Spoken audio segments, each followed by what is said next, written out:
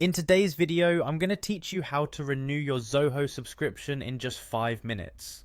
Whether you're looking to upgrade, maintain, or potentially switch plans, our step-by-step guide will walk you through the renewal process with ease and precision. So let's jump right into it. First things first, you'll want to sign into your Zoho account. Start by heading over to the Zoho website and locating the sign in section.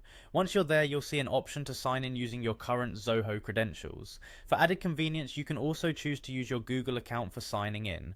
Clicking on the Google button will prompt you to select the Google account that's linked to your Zoho subscription.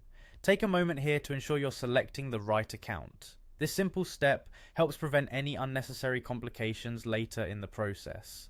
Once you've successfully logged in, you might notice that the page takes a little while to load. This is perfectly normal. Given the size and complexity of Zoho's interface, loading times can vary depending on your internet speed. So, be patient if the page doesn't load instantly.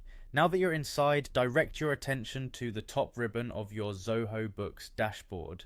This is where you'll find all the necessary tabs and options you need to maneuver through the site.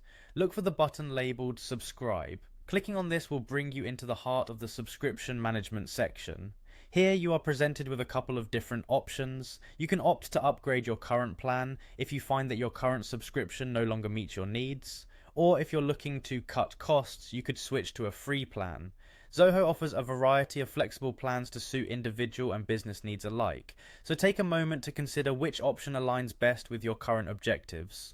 Once you've made your decision, it's time for the final step, renewing your subscription. Browse through the available plans and select the one that best fits your requirements. After making your choice, click on the upgrade button to proceed to the payment page. Make sure to review all the details carefully and enter your payment information securely. Once everything is in order, go ahead and confirm the transaction. And there you have it. You've successfully renewed your Zoho subscription.